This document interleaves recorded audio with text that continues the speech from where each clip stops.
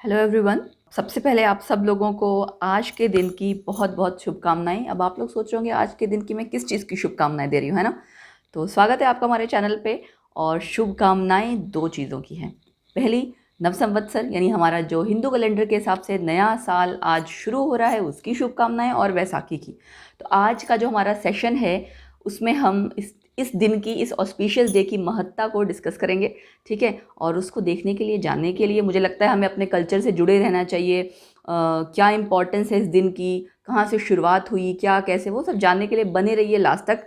Video ज़रूर देखिएगा और ज़्यादा से ज़्यादा शेयर कीजिएगा, क्योंकि हमारी जो नॉर्मली कहना चाहिए पढ़ाई लिखाई सब कुछ चल रही है, लेकिन जो संस्कृति से हम जुड़े हैं, जितना हमें होना चाहिए ना उतने हम जुड़े नहीं हैं। दुनिया की भाग दौड़ में सबसे हम दूर जाते जा रहे हैं। उसी सोच को मतलब एक मेरे माइंड में एक थॉट आया कि I should share my views with you. इस वजह से मैंने ये वीडियो बनाने का सोचा कि विशेष भी आपको दे दूंगी और आज के बारे में डिस्कस भी किया जाएगा।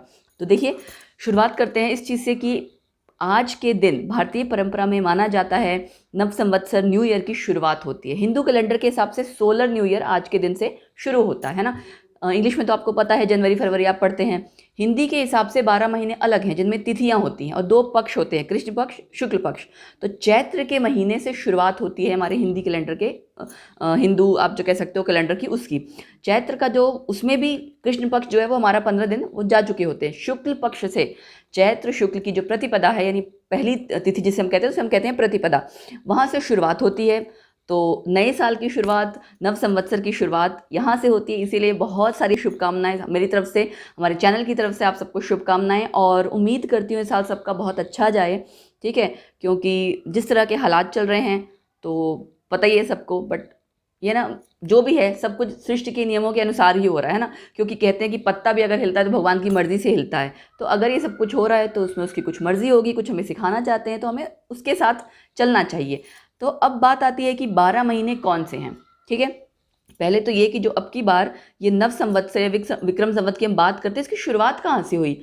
राजा विक्रमादित्य हुए, उन्होंने इस परंपरा की शुरुआत की। और इस बार जो विक्रम संवत है वो है 2078 यानी 2078। तो उस हिसाब से हमारे जो पूरा साल है हमारा वो 12 महीने में बटा हुआ है। अगर आप सीक्वेंस में जानना चाहें तो चैत्र, उसके बाद वैशाख आता है, फिर ज्येष्ठ, आषाढ़, इसी तरह से उसके बाद 12 महीने हैं ना, उसको अलग अलग चीज़ों में बांटा हुआ है। उसमें अगर आप हिंदी कैलेंडर और इंग्लिश कैलेंडर को कंपेयर करेंगे तो उसमें ऐसा है कि घट बढ़ के आपको मिलेगा। जैसे चैत्र का महीना है वो मार्च अप्रैल में है, ठीक है। अच्छा, उसके बाद इसी तरह से आगे आपको पता है सावन का महीना कितना ऑस्पिशियस होता है। सब लोग भोले बाबा को पूछते हैं, है ना। सावन के महीने की जो पूर्णमासी है उस दिन रक्षाबंधन मनाया जाता है। हर बहन अपने भाई को राखी बांधती है, मंगल कामना करती है और भाई उसकी रक्षा करता है। इसी तरह से हम अगर और आगे बढ़ें तो सावन के बाद आता है भाद्रपद, जिसे हम लोक भाषा में भादव कहते हैं। श्रावण को भी हम लोक भाषा में कहते हैं सावन, भाद्रपद, भादव। उसके बाद आश्विन, फिर कार्तिक।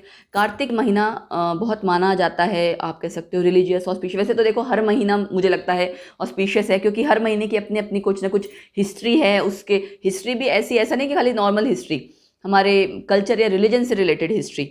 तो हर दिन आपका शुभ है, आप मानिए तो हर दिन शुभ है, हर दिन आप पाठ पूजा कर सकते हैं, राइट। कार्तिक के महीने की जो अमावस्या है उस दिन दिवाली मनाई जाती है, और दिवाली हमारा बहुत बहुत बड़ा फेस्टिवल है, हम बहुत उसको अच्छे से मनाते हैं। उसके बाद आपका आता है, अगर आप उसके आगे और बढ़ें, मार्गशीर्ष, पौष का महीना जिसे हम पूष भी कहते हैं, फिर माघ, और उसके बाद फागुन। तो स्प्रिंग, जिसको आप इंग्लिश में 4 अलग अलग सीजन्स कहते हो ना, और अलग अलग महीने, वही सेम चीज़ है हिंदी कैलेंडर के हिसाब से भी, बस ये कि हिंदी तिथियां हैं। इसमें अमावस्या की बात होती है, पूर्णमासी की बात होती है। अच्छा, हमारा जो सीज़न है उसमें क्रॉप्स तो वैसे कई तरह की होती है, लेकिन मूल रूप से हम 2 क्रॉप्स की बात करते हैं, 2 जो फसल है उनकी बात करते हैं, खरीफ और राबी, ठीक है। खरीफ की जो शुरुआत होती है मतलब सीज़न की, वो जो हम बोते हैं यानी फसल जब शुरुआत करते हैं वो आषाढ़ के महीने में, यानी जून जुलाई के आसपास, ठीक है, जब आपको पता है कि सावन जैसा शुरू हो रहा है। और जो कटाई होती है उसकी वो होती है आश्विन के महीने में जाके, सितंबर अक्टूबर, ठीक है।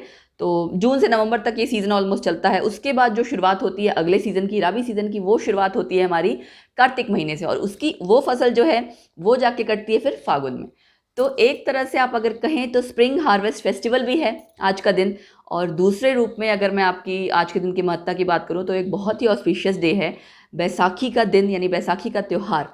सिखों के लिए या सिखिज़म में हम नए साल मानते हैं कि नए साल की शुरुआत होती है इस दिन। और इस दिन हमारे 10वें पातशाह जो श्री गुरु गोबिंद साहिब जी हैं, उन्होंने, मतलब 10th गुरु जी ने आप कहते हैं ना, उन्होंने खालसा पंथ का निर्माण किया था अनंतपुर साहिब में। खालसा शब्द का मतलब ही है प्योरिटी, जिसमें कोई मिलावट नहीं है।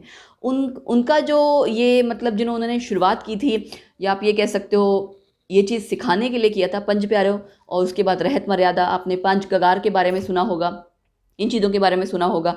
उन्होंने जो शुरुआत की थी वो इस चीज़ के लिए की थी कि लोग सेक्रीफाइस करें अपनी लाइफ किसी सही चीज़ के लिए, भगवान के लिए, नाम सिमरन, लोगों की रक्षा करने के लिए। कृपान भी जो उठाई तो इसलिए कि किसी गलत, अगर कहीं कुछ गलत हो रहा है तो उसको रोकने के लिए, लड़ाई के लिए नहीं।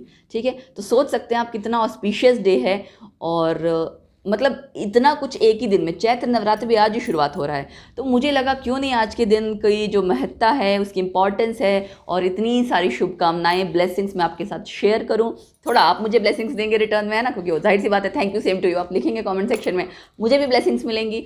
और धीरे धीरे करके ऐसा है कि हमारी, अगर हम एक छोटा सा स्टेप लेंगे कि लोग इस तरह से इन चीज़ों को भी शेयर करें, डिस्कस करें, तो शायद मुझे ऐसा लगता है कि हम अपनी संस्कृति से जुड़े रहेंगे। कितना भी हम मॉडर्न हो जाएं, मुझे लगता है मॉडर्न यहाँ से होना चाहिए, दिमाग से, खुली सोच रखो, but to follow our culture tradition, वो एक आपके रेगुलर मैनर में मुझे लगता है डेली होना चाहिए। अब डेली आपका अपने अपने घर का सबका अलग अलग जो भी है, कस्टम है, रिलीजन है, वो फॉलो कीजिए आप। एक शेड्यूल की जब मैं बात करती हूँ, जब भी मैं कहती हूँ, तो उसका मतलब है सुबह उठना, नहाना धोना, ठीक है, नहा धो के अपने पाठ पूजा किया, अर्घ देना, जो भी आपका है आप उसको रेगुलर फॉलो कीजिए।